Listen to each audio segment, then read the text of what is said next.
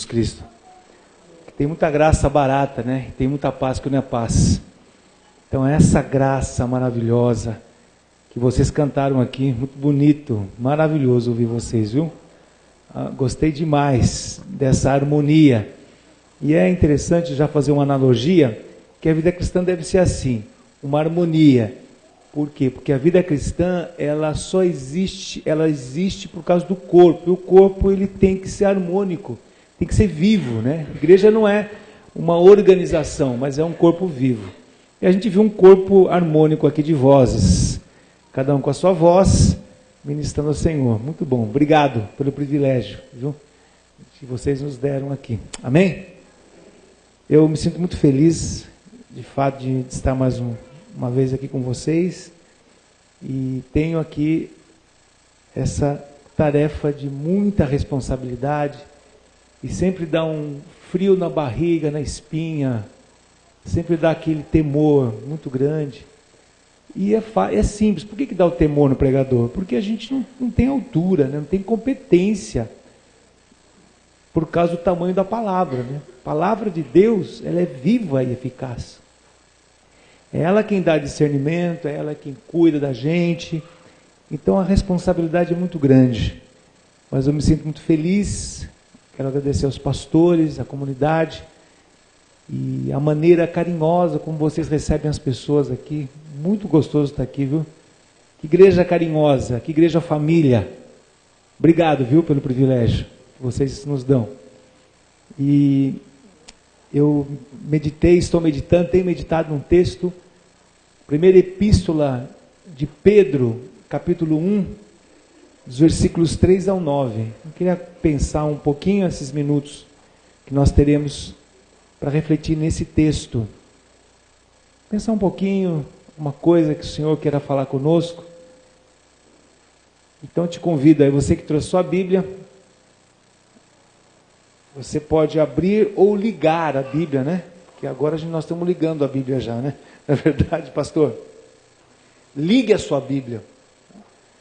Acesse a sua Bíblia, né? No iPhone, iPad, no teu smartphone, enfim, né? Primeira Epístola de Pedro, capítulo 1, dos versículos 3 ao 9.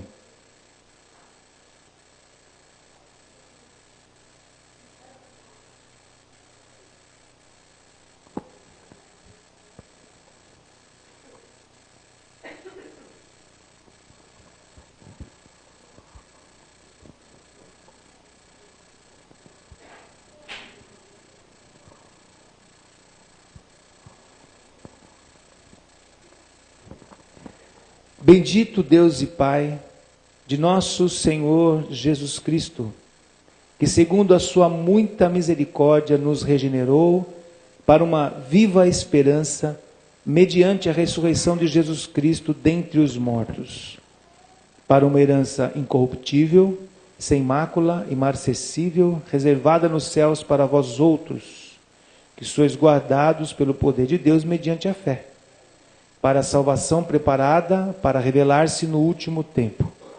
Nisso exultais, embora no presente, por breve tempo, se necessário, sejais contristados por várias provações, para que, uma vez confirmado o valor da vossa fé, muito mais preciosa do que o ouro perecível, mesmo apurado por fogo, redunde em louvor, glória e honra na revelação de Jesus Cristo, a quem não havendo visto, há mais, no qual, não vendo agora, mas crendo, exultais com alegria indizível e cheio de glória, obtendo o fim da vossa fé, a salvação da vossa alma.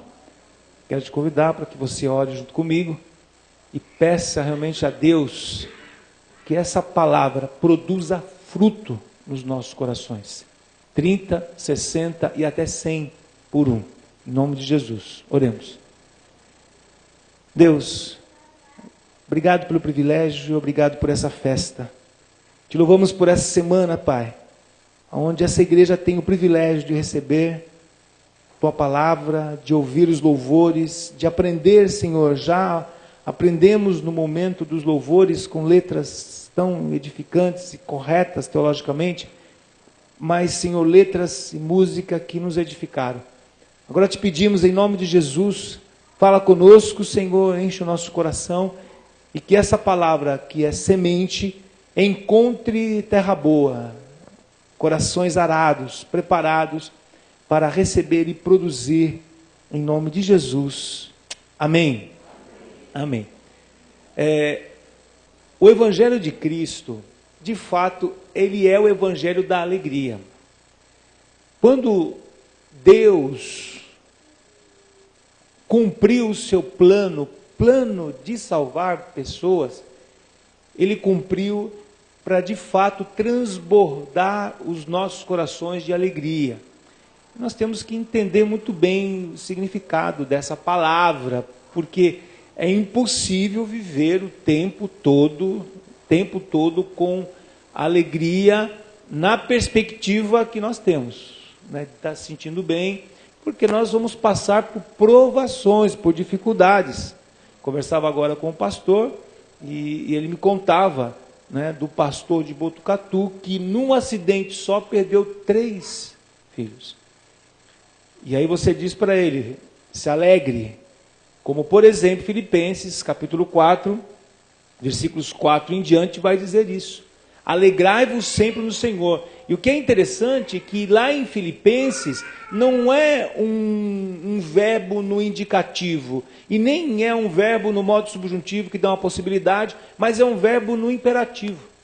E todas as vezes que você ler um verbo no imperativo na Bíblia, aprenda uma coisa, é uma ordem, e é uma ordem que tem que ser obedecida. Como é que eu vou obedecer a ordem de me alegrar? É simples, entendendo o que é que significa. E eu gostei muito porque uma das cantoras aqui disse exatamente isso. É uma tomada de decisão racional, a alegria. É você aprender a viver contente em toda e qualquer situação. Aprendizado. Paulo vai dizer isso um pouquinho mais à frente, lá no capítulo 4 de Filipenses. Eu aprendi a viver contente em toda e qualquer situação. Eu aprendi a viver contente na abundância, mas também na escassez. E aí ele vai dizer um versículo famoso, que um monte de gente usa fora do contexto. Espero que você não faça. Eu já fiz também, tá? Mas espero que você não faça mais isso. Tudo posso? Conhece, né? Só que o tudo posso naquele que me fortalece tem um contexto. Qual é o contexto? Aprendi a viver contente, tendo ou não tendo, passando por dificuldades ou não, ganhando um filho, perdendo um filho. É um aprendizado. E por que a gente tem competência? Por que a gente pode aprender a alegria? A alegria é um aprendizado, na perspectiva do texto do Novo Testamento. E eu fiquei pensando então, como é que a gente pensa nesse tema muito, muito rico? O tema que vocês me deram é muito rico. Alegria cristã, então não é qualquer alegria, pela redenção do pecador. Então isso aqui dá uma tese de doutorado, esse tema aqui, você não tenha dúvida, porque é muita coisa aqui envolvida. E aí me veio esse texto da epístola de Pedro, justamente por causa do momento em que a igreja está passando aqui em 1 Pedro. O que é que está acontecendo aqui? Está acontecendo um momento de uma perseguição feroz contra os irmãos daquela época, do primeiro século ali, né? Então eles estavam, a própria carta vai dizer isso, estavam em meio a muitas provas, provação mesmo. Estava sendo fácil acusar os cristãos de gente que eram malfeitores, por mais que eles fizessem o bem, eles estavam sendo acusados de malfeitores, estavam suportando uma prova de fogo mesmo, 4 versículo 12, eles sofrem e têm que se encomendar a Deus, falar assim, eu não sei se eu vou viver o dia seguinte. A gente não tem muita ideia do que é isso, tá? Do que é perseguição. É possível que tenham que sofrer por causa da justiça, não sofrer por causa da injustiça. Uma coisa que a gente sabe é sofrer por causa da injustiça. Ah, não foi justo o que fizeram comigo. Mas aqui eles estavam sofrendo por causa da justiça, né? E eles estão participando, então, de um momento de uma perseguição muito dura, uma campanha de escândalo e difamação contra os cristãos aqui, né? E o que é que está acontecendo? Então vamos lá, vou dar algumas informações. São dias de um imperador maluco chamado Nero. No dia 19 de julho do ano de 64 depois de Cristo, aconteceu um grande e terrível incêndio em Roma. Essa era uma cidade de ruas pequenas, de ruas estreitas, né? Na Europa ainda tem algumas cidades assim, onde as ruas são bem estreitinhas, né? E os edifícios, a maioria edifícios de madeira, e quando pega fogo, o fogo se alastra de uma maneira inesperada e de um vulto jamais visto. O fogo, para você ter uma ideia, ficou ardendo durante 3 dias e 3 noites. Ele chegou a ser dominado, mas ele voltou com maior violência aí, né? E o povo romano, o povo de Roma, já tem uma ideia de quem é o responsável. E eles começaram a culpar o verdadeiro culpado, que foi o imperador Nero. Ou seja, ele era maluco e ele tinha uma obsessão. A obsessão de Nero era construir. Ele era um construtor, ele era um empreendedor. E ele queria realmente construir edifício no lugar daqueles casebres, daqueles lugares de madeira, né? E aí o que ele fez? Ele toma medidas para destruir a cidade, para poder reedificar. Mas qual era o problema? Por que ele não fez um acordo? Porque aconteceu o seguinte: Nero não poderia destruir, simplesmente desapropriar, como por exemplo o metrô faz. Ah, vamos passar uma linha de metrô aqui, então vamos desapropriar aqui, vamos comprar as casas. Não podia, por quê? Porque havia monumentos históricos ligados à divindade. E você sabe que no mundo antigo, tudo aquilo que estava ligado ao sagrado era muito forte, muito difícil você tirar. E aí, o que aconteceu? O que aconteceu é que ele mandou pôr fogo, né? O povo ficou sem moradia. Então você tem um povo sem moradia, tem um povo sem a sua religião, porque os seus templos foram queimados, seus ídolos foram queimados. Você tem um povo profundamente, amargamente ressentido, e você tem um imperador louco. Bom, qual é a solução que Nero vai dar para o problema do fogo e para aplacar a ira do povo contra ele? Ele vai culpar os cristãos. Então, muito bem, então você está vivendo numa cidade, essa cidade acontece uma catástrofe, todo mundo olha para você e fala: você é culpado por esse problema. Resultado, perseguição aos cristãos. E a pergunta que a gente faz é: por que o povo logo acreditou que os cristãos eram culpados? Porque os cristãos eram tidos como uma seita. E uma seita muito esquisita, gente. Pensa comigo o seguinte: quem é o líder dessa seita? Ah, é um tal de Jesus Cristo. Conta um pouquinho da história dele. Então, ele foi um revolucionário. Ele revolucionou a sua época. Onde ele está? Está morto. Morto como? Pois é, ele foi preso e ele morreu da pior maneira possível. Se fosse nos dias de hoje, nós diríamos o seguinte: olha, o líder dessa seita está lá no corredor da morte, foi executado na cadeira elétrica como um pior criminoso, porque morrer de cruz com estaca era o símbolo da pior morte possível, como nós cantamos aqui hoje, morte de cruz. Então, morrer na cruz naquela época equivale ao pior tipo de morte que você pode conferir, análogo nos dias de hoje. Então, quem é o líder? O líder é esse criminoso que foi morto pelo Império Romano por ser um revolucionário. O que esses cristãos fazem? Eles se encontram nas catacumbas, nos cemitérios. É mesmo? Como é que é o culto dela? É muito esquisito o culto deles, porque eles dizem lá que eles comem carne e bebem sangue. Ceia.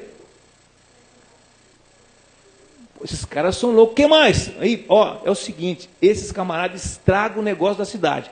Porque agora ninguém mais compra ídolo, ninguém mais faz comércio, porque o comércio se dá muito forte no campo da religiosidade. Então, para você ter uma ideia, né, eu até anotei aqui alguns dos templos que havia naquele lugarzinho onde pegou fogo. Templo da Lua, o Ara Máxima, o Grande Altar, Templo de Júpiter, Stator, Santuário de Vespa, a própria morada dos deuses romanos, né, que eles chamavam. Então, o comércio religioso era muito grande.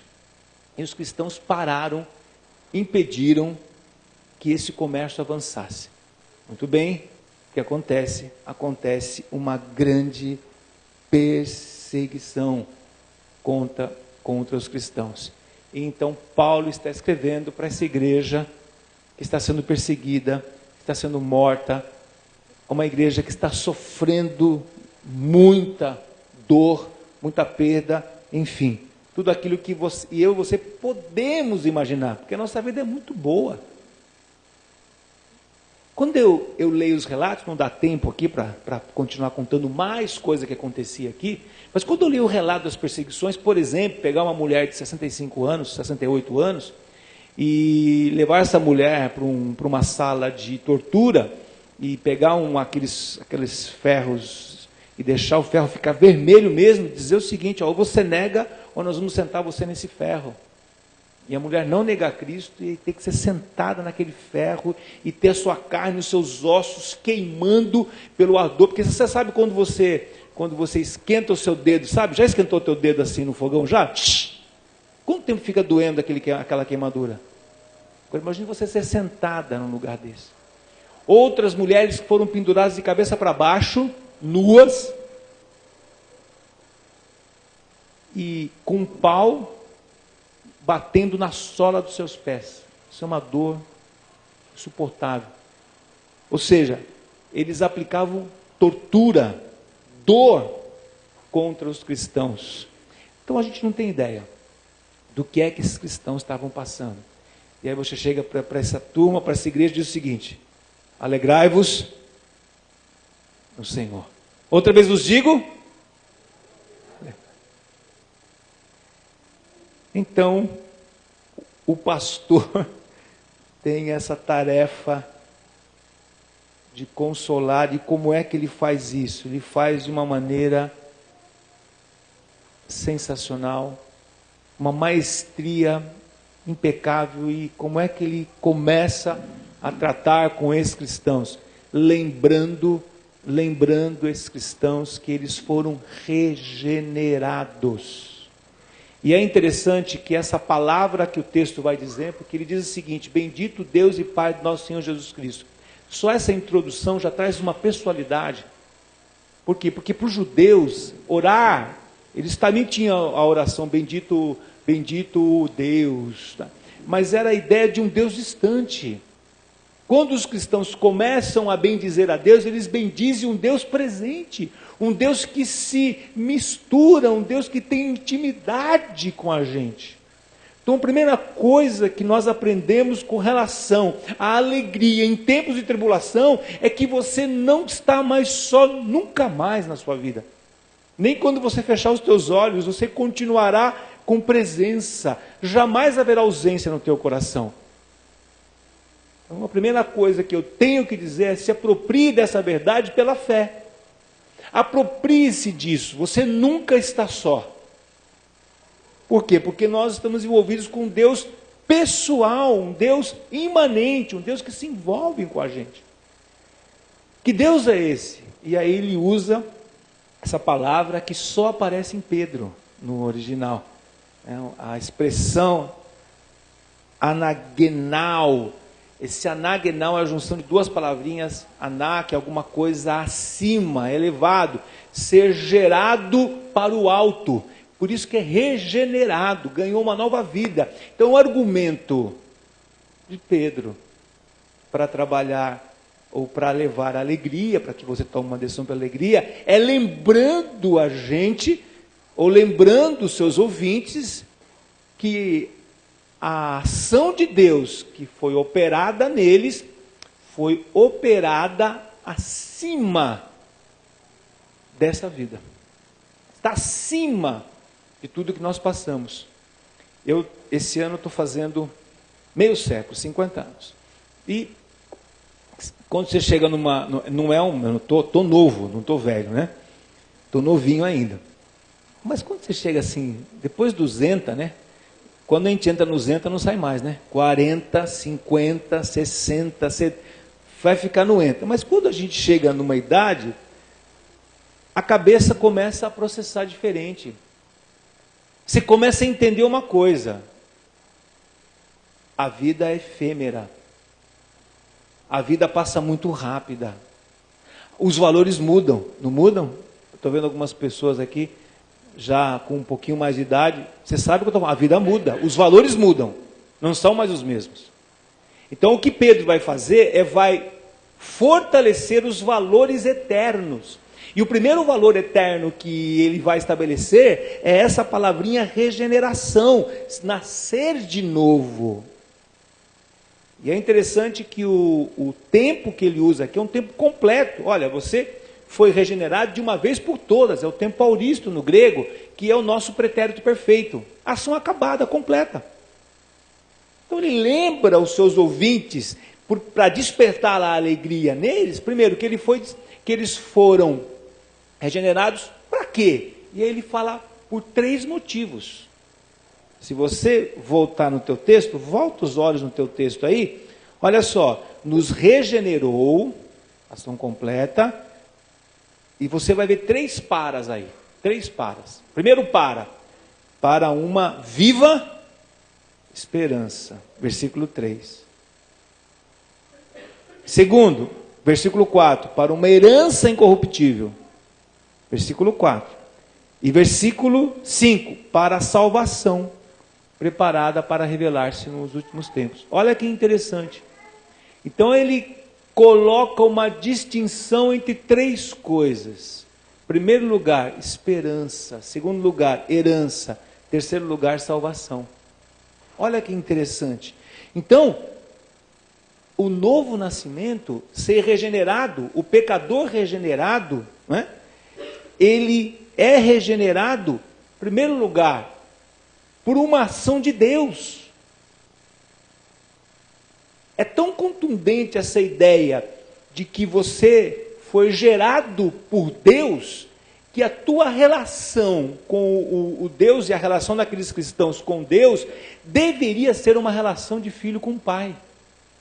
E às vezes eu percebo na igreja que a gente esquece isso e nós perdemos a alegria de filho. Por que você tem que manter a sua alegria e o seu contentamento? Porque agora você é filho, você não é uma pessoa estranha de Deus. Como é que você se relaciona com teu filho? Uma família saudável. Como é que um filho se relaciona com o pai? Ele quer ver o pai, ele não vê a hora que o pai chega à noite em casa. Quando ele vê o pai, ele quer correr para os braços do seu pai. E você também, que tem papai e tem mamãe, você sabe o que eu estou falando. Como é gostoso nós encontrarmos nosso pai, principalmente depois que a gente casa. A gente quer ir para a casa do papai. Eu chamo meu pai de papai e a minha mãe de mamãe até hoje. Eu tenho os vivos, papai e mamãe. Eu aprendi assim e eu vejo que isso gera uma relação de carinho. Então a primeira coisa que quem nos gerou não fomos nós mesmos, como muita gente pensa. De verdade, tem gente que acha que a gente se gera. Mas quando você vai estudar o texto honestamente, no grego, no original, você vai perceber uma coisa. Todas as vezes que o cristão é sujeito do verbo gerar, esse verbo está na voz passiva. Você foi gerado. Ninguém se gera, ninguém se nasce. Isso é uma ação de Deus. João vai dizer isso. Todos quantos receberam, deu-lhes o poder de serem feitos filhos de Deus. A saber os que creram. os quais não nasceram pela vontade da carne, estou citando João 1, 12 e 13, nem nasceram pela vontade do sangue, nem nasceram pela vontade de homem algum, mas nasceram pela vontade de Deus. Então essa ideia da alegria como fruto da regeneração, quais são os motivos? O primeiro motivo é esse: ele me gerou, e essa palavra gerar, essa palavra genal no original, é literalmente dar à luz. Mas espera um pouquinho, Nicodemos vai perguntar: peraí, mas eu já sou um homem de 50 anos, eu vou voltar para a barriga da minha mãe? Nada que você faça vai te dar vida. Essa foi a ideia de Nicodemos. Eu tenho que voltar para a barriga da minha mãe? Não. Não, sabe por quê? E aí ele usa na voz passiva lá, aquele que não nascer, aquele que não for gerado, não pode ver o reino. Portanto, que privilégio que eu e você temos. Eu e você fomos gerados por Deus. Deus gerou você. Segunda coisa com relação à regeneração, a nascer de novo, é que essa é uma obra operada pelo Espírito Santo. Então nós temos uma ação da Trindade aqui, não é? Ou seja, a pessoa, o ser humano, foi criado lá por Deus. Deus fez Adão da terra, fez o Adão de Adamar, fez Adão da terra, e o homem estava só, ele fez essa pessoa maravilhosa que é a mulher, né? Sem a qual nós homens estaríamos perdidos também, né? Então Deus nos salvou duplamente. Deus salvou os homens, o sexo máximo duplamente, né? Em Cristo, e nos deu a bênção da gente conviver. Eu sou muito grato pela minha esposa, pela minha princesa.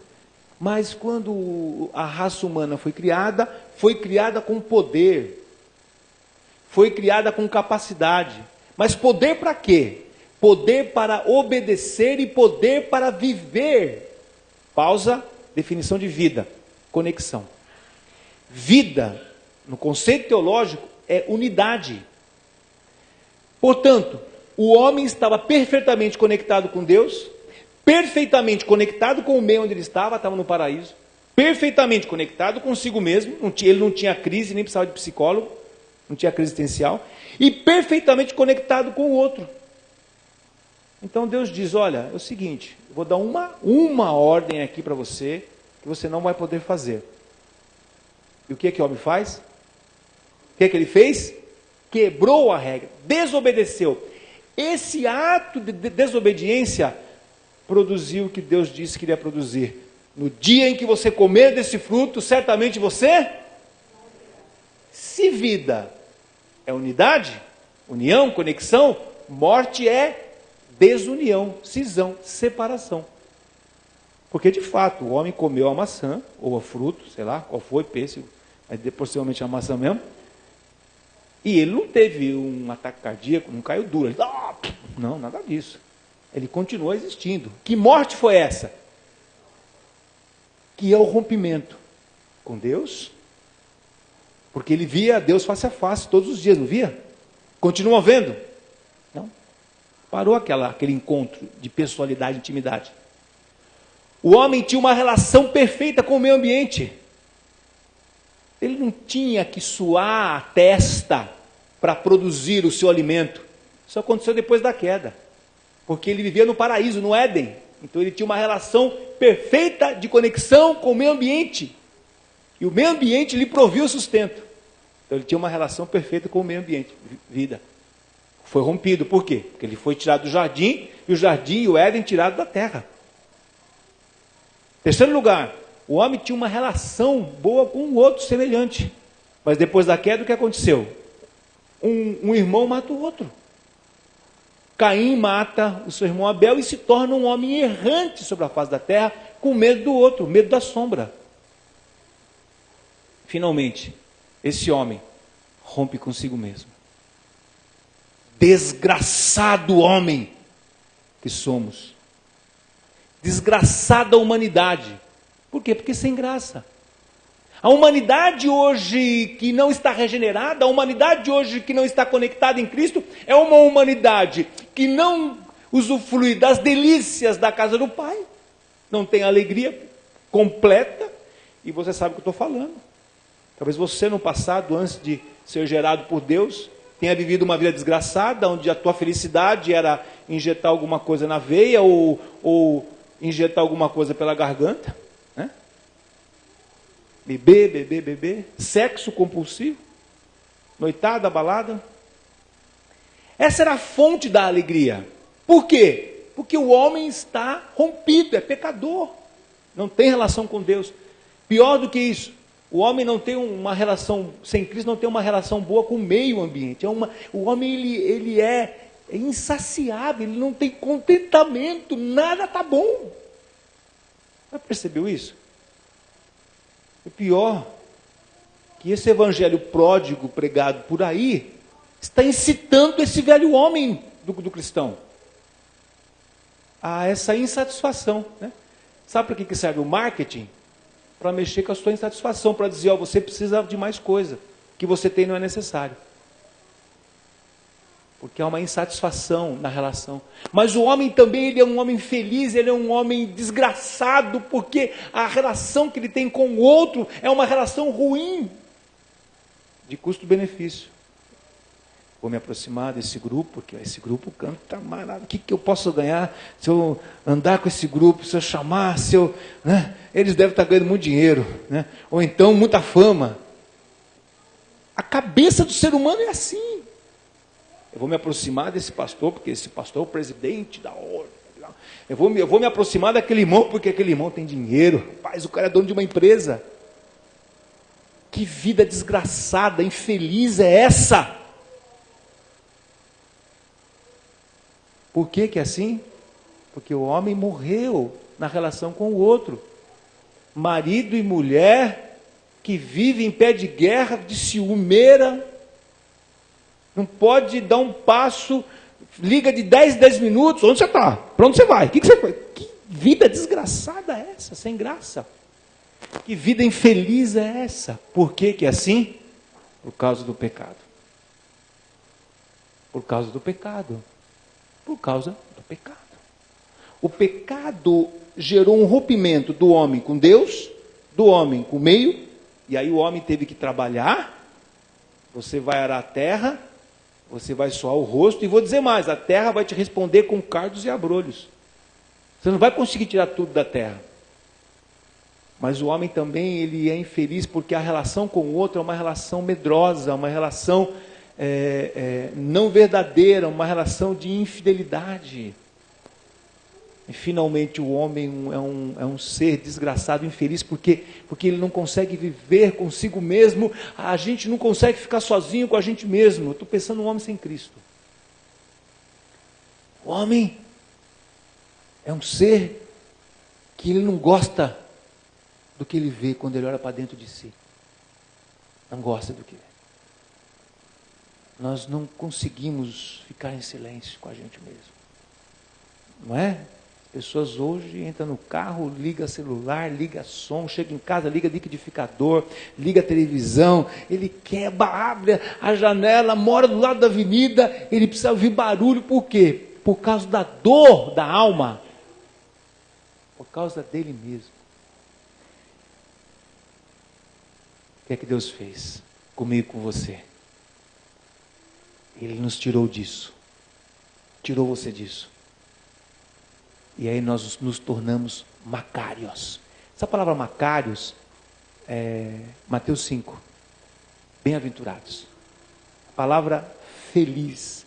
Mas a felicidade de um coração que vive. Porque ele encontrou paz com Deus, ele encontrou paz com o meio onde ele vive, ele encontrou paz com o outro, ele encontrou paz consigo mesmo.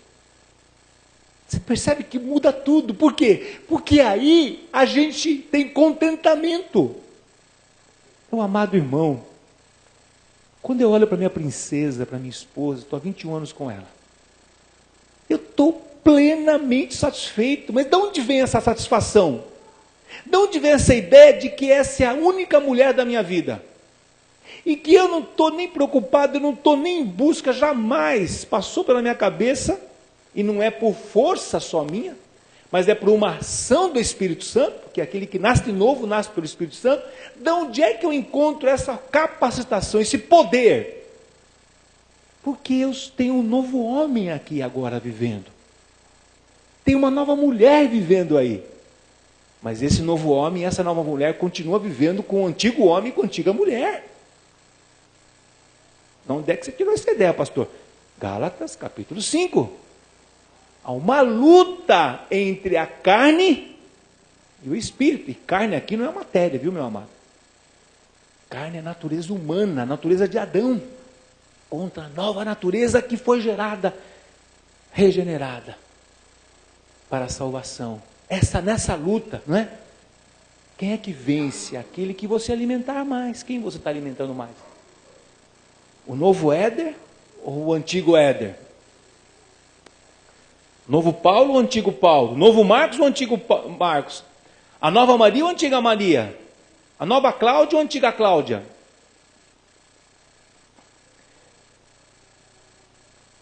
Pedro está lembrando esses cristãos que estão sendo entregues, estão sendo perseguidos. A perseguição foi tão intensa, foi tão dramática, que os cristãos eles eram usados como lâmpada. Luz do mundo. Não. Eles pegavam os cristãos, amarravam eles em couro de animais e betumavam com material inflamável, eram pendurados em estacas e eles ateavam fogo para iluminar os jardins de Nero à noite. Tocha humana. Foi sério, gente. E esse pastor tem que subir no púlpito e falar para uma congregação assim, e lembrar eles o seguinte: olha, essa curta tribulação, exultai nesse momento de pequena tribulação, de breve. Por quê? Porque a vida é efêmera, a vida passa muito rápido. Passou. Não é assim? Passou. E o que é que fica? Fica essa nova vida, esse novo homem, essa nova mulher, porque o velho homem e a velha mulher não vai para o céu, não vai passar para a eternidade. Quem é que vai passar para a eternidade? O novo homem e a nova mulher. E aí ele começa a descortinar qual é o motivo da alegria. Nisso exultais. Por que você deve exultar? Porque a tua morada não é aqui. E aí você entende o começo da carta. Vocês são peregrinos e forasteiros. Pastor, uma coisa que me preocupa um pouquinho, mais lá atrás, uns 30, 35 anos que eu me lembro, a gente falava muito mais sobre o céu. Nós falamos mais que nós éramos peregrinos. Aquela música que nós cantávamos: céu, lindo céu, eu vou para o céu, eu vou morar no céu, eu vou para o céu. Nós tínhamos essa perspectiva que a nossa morada era celestial e que nós estávamos apenas de passagem. Aí me surge esse evangelho pródigo que diz o seguinte: pede a parte dos bens que te cabe. Não é assim que é, Senhor? A gente faz exatamente o que a parábola de Lucas 15 diz. O filho chega para o pai e fala: pai, me dá grana. E ele se manda. Mas nós não podemos perder essa perspectiva de onde é que virá o meu contentamento. O meu contentamento vem da minha intimidade com o meu Deus. Um dos lugares mais fáceis hoje de perder Cristo de vida é no cristianismo. Um dos lugares mais propícios para a gente perder Deus de vista é no altar. Por que isso acontece? Porque a disciplina está escapando de nós. Estamos perdendo a disciplina. E eu me preocupo de verdade, porque eu também sou alvo desse descuido, dessa indisciplina. Eu sou tentado, depois de tantos anos no ministério, pregando, ensinando, eu sou tentado a dizer: não preciso mais. E aí eu deixo de me aprofundar espiritualmente, deixo de buscar a Deus em devocionais. Será que as pessoas sabem hoje o que é um devocional? Será que as pessoas ainda têm um tempo de qualidade? Será que elas estão dizimando o seu tempo, o seu dia, momentos do dia para Deus? Fala-se tanto, né, em dizimar, dar dinheiro. Legal, mas vamos ensinar também as pessoas a dedicar um tempo de qualidade, entrar no seu quarto, orar o seu pai que está em secreto. Quebrantar, ajoelhar-se diante de Deus. Dedicar ali minutos e minutos como os homens antigos faziam. Numa busca de intimidade. Por quê? Porque quem foi regenerado, quem nasceu de novo, precisa ir à fonte para beber das águas vivas. E a fonte é o próprio Deus, não é a religião, meu amado. Não é o culto. O culto é o momento de celebrar aquilo que você viveu lá na tua casa, sozinho. Eu tenho o privilégio, como o pastor Éder disse, de trabalhar com vocacionados, de preparar pastores. E uma das coisas que eu mais me aplico de coração é dizer para esses pastores, para que eles não se percam nos seus ministérios.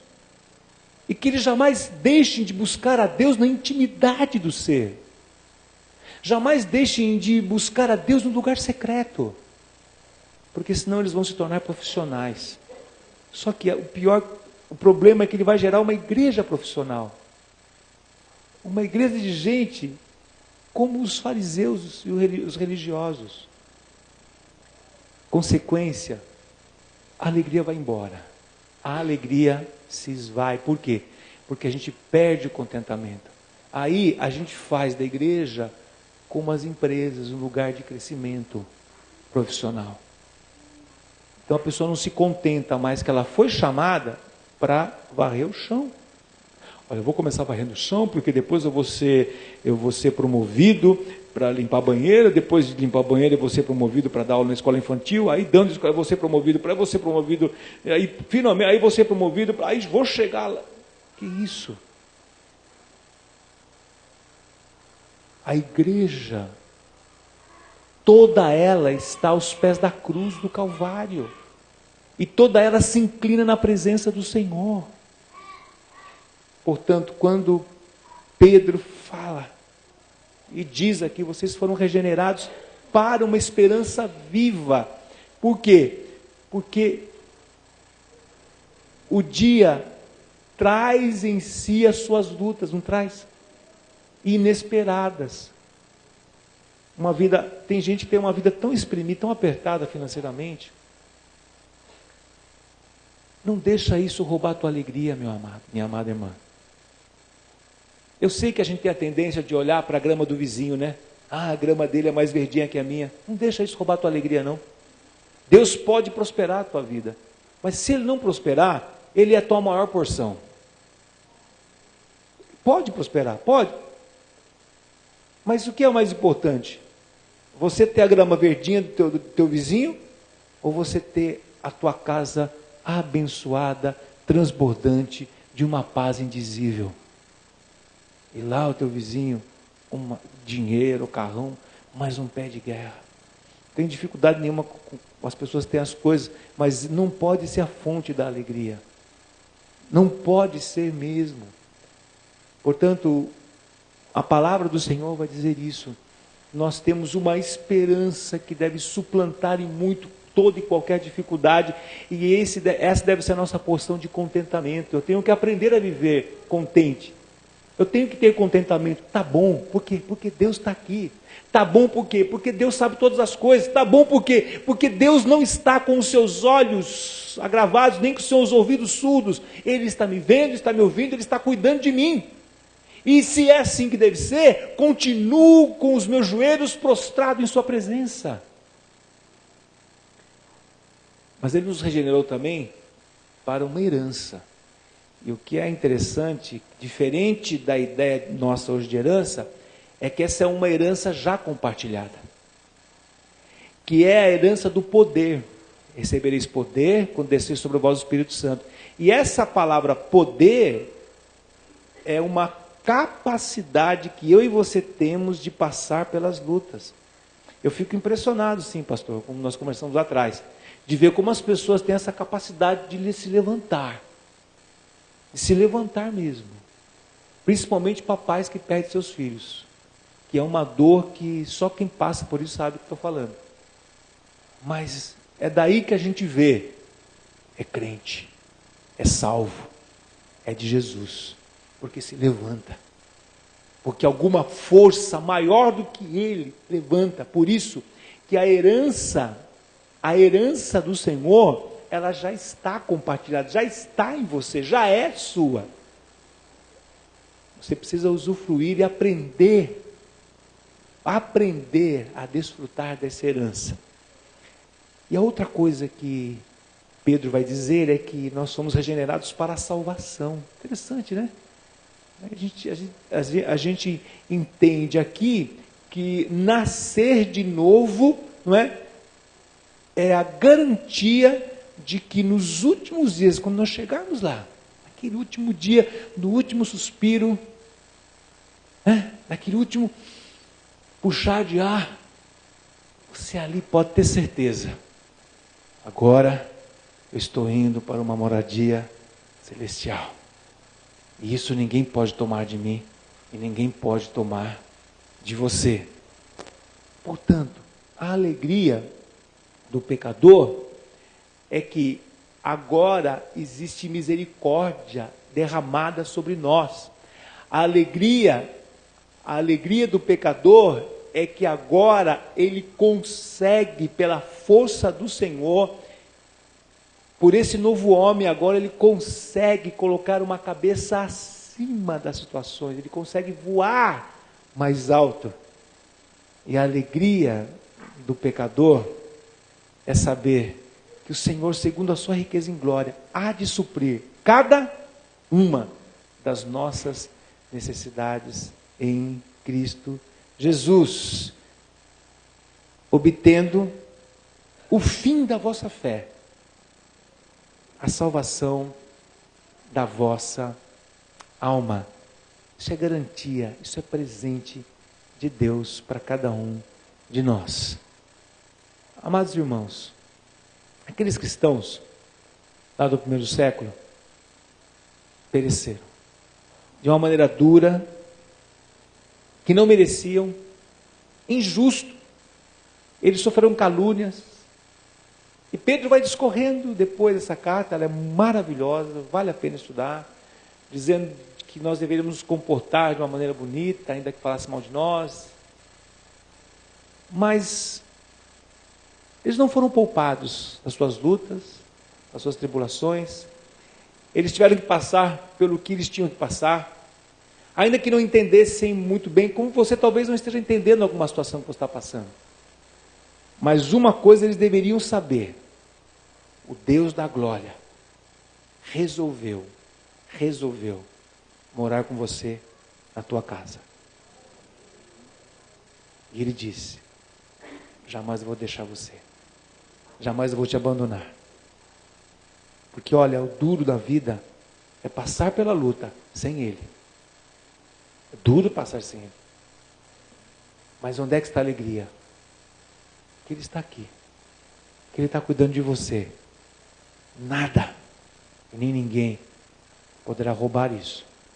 Poderão tomar suas coisas, poderão falar mal de você, tomar a sua dignidade, poderão ser injustos com você, mas há algo que não poderão mexer na tua salvação e no cuidado e na presença de Deus na tua vida. Em nome de Jesus. Amém. Que o Senhor nos abençoe. Vamos orar? Pai, em nome de Jesus, obrigado, Senhor, por esse tempo, por esse texto tão rico. Texto que alimenta o nosso coração. Nos ajuda, Senhor, a entender cada dia mais como Pedro falou aos seus ouvintes, esperando de fato, Pai, que essa semente produzisse fruto. Esperamos também e te pedimos, Senhor, humildemente, que o Senhor opere nas nossas vidas essa palavra, Pai, que nós saiamos daqui, Deus, fortalecidos no Senhor, sabendo que podemos passar o que passar. A alegria está lá, porque nós somos regenerados, nós somos salvos em Cristo Jesus, e o Senhor mesmo tem cuidado de nós, em nome de Jesus. Amém. Deus te abençoe, em nome de Jesus. Amém. Pastor.